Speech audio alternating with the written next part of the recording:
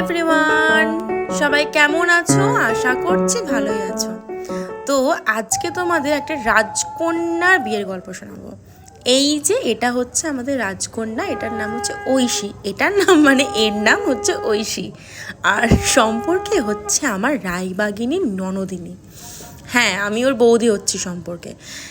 আর কি সুন্দর লাগছে দেখো আমার ননদিনীকে।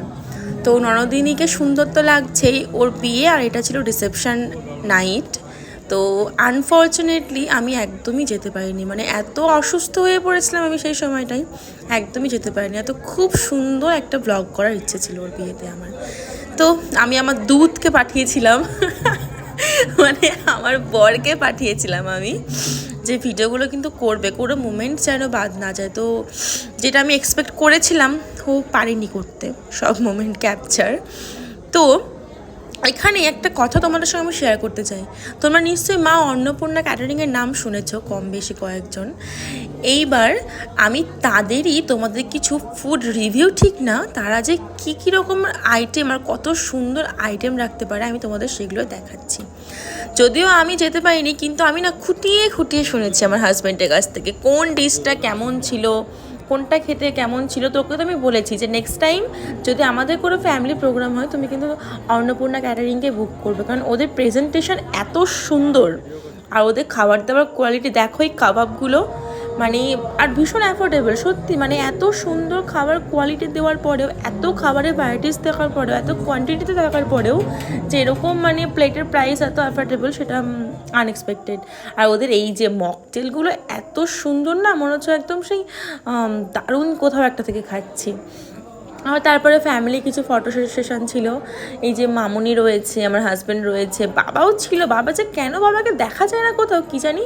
আর এই পাস্তাগুলো দেখো, আমার দেখেই না কি লোভ লাগছিল। হোয়াইট সসেস পাস্তা ছিল, আরও বিভিন্ন পাস্তা ছিল। তারপর তোমার মানে পাস্তা বলতে কি, তোমার চাইনিজ সেকশনও একটা ছিল, সেটা না ও ক্যাপচার করতে ভুলে গেছে। তো আস্তে আস্তে বোধ হয় এটা মেন কোর্সের দিকে এগোচ্ছে। যেমন এখানে কি রয়েছে, এখানে কড়াইশুঁটির কচুরি, দেখো দেখেই কি ভালো লাগছে, কাশ্মীরি আলুর দমটা।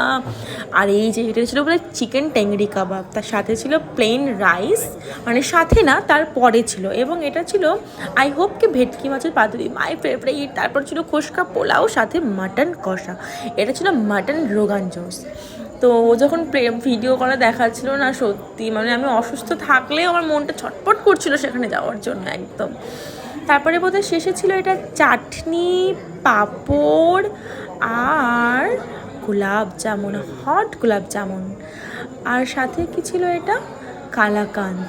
আচ্ছা আচ্ছা আচ্ছা, মানে বড় সাইজেরও ছিল প্লাস মিনি ভার্সনও ছিল। বাবা বলছিল মিনিটা বেশি সুন্দর ছিল খেতে।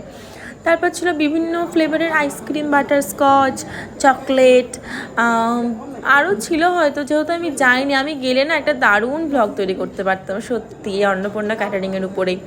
তো দারুণ দারুণ, দ্য অন্নপূর্ণা ক্যাটারিং ইজ সত্যিই খুব ভালো যা দেখলাম। ও হ্যাঁ, ভেজ কাউন্টারও ছিল, বিকজ সেদিনকে না স্যাটারডে পড়েছিল। তো তার ভেজ কাউন্টারেও ছিল হচ্ছে কুলচা সামথিং ছিল, তার সাথে আলুর দম ছিল, পনির পাতুরি ছিল, কুলচা বা মটরশুঁটির কচুরি কিছু একটা হবে।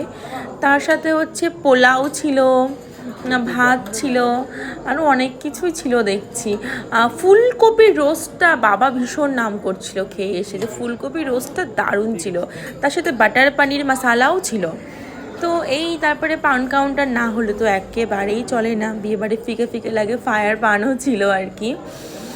তো আমি তো মিস করছি, তোমরাও দেখে রাখো দ্য অন্নপূর্ণা ক্যাটারারকে নেক্সট টাইম বুক করার জন্য। তো আজকের ব্লগটা ছিল এতটুকুই, দেখা হবে আবার নেক্সট কোনো ব্লগে। আর প্লিজ একটু সাবস্ক্রাইব, শেয়ার আর লাইক করে দিও আমার চ্যানেলটাকে আগে গ্রো করানোর জন্য। তোমাদের হেল্প আমার ভীষণভাবে দরকার, তোমরা যদি একটু সাপোর্ট না করো তাহলে আমি হয়তো পারবো না।